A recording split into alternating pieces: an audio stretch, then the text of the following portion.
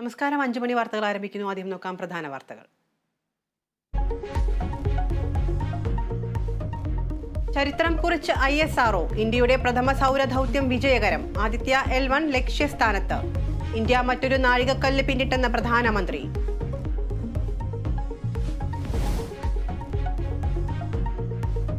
വണ്ടിപ്പെരിയാർ കേസിലെ പെൺകുട്ടിയുടെ പിതാവിന് കുത്തേറ്റു. കുത്തിയത് കേസിൽ കുറ്റവിമുക്തനാക്കപ്പെട്ട അർജുന്റെ ബന്ധു.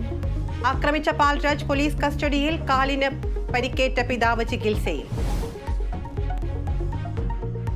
കിഫ്ബി മസാല ബോണ്ട് കേസിൽ തോമസ് ഐസക്കിന് വീണ്ടും ED നോട്ടീസ്. ജനുവരി 12 കൊച്ചിയിൽ ചോദ്യം ചെയ്യലിന് ഹാജരാകാൻ നിർദ്ദേശം.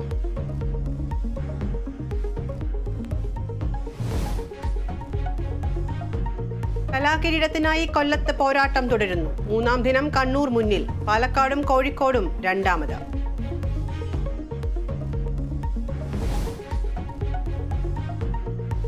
വിജിൻ MLA അപമാനിച്ചെന്ന പരാതിയിൽ SIക്കെതിരെ report. Kannur town SI PP ഷമീലിന് വീഴ്ച പറ്റിയെന്ന ACPയുടെ റിപ്പോർട്ട്.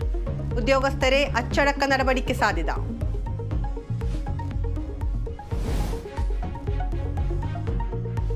ലോക്സഭാ തെരഞ്ഞെടുപ്പിലേക്കുള്ള UDF സ്ഥാനാർത്ഥി നിർണയം. KPCC അധ്യക്ഷൻ ചികിത്സ കഴിഞ്ഞെത്തിയാലുടൻ ചർച്ചകൾ തുടങ്ങിയേക്കും. സ്ഥാനാർത്ഥി പ്രഖ്യാപനം വേഗത്തിൽ പൂർത്തിയാക്കണമെന്ന് ഘടകകക്ഷികൾ.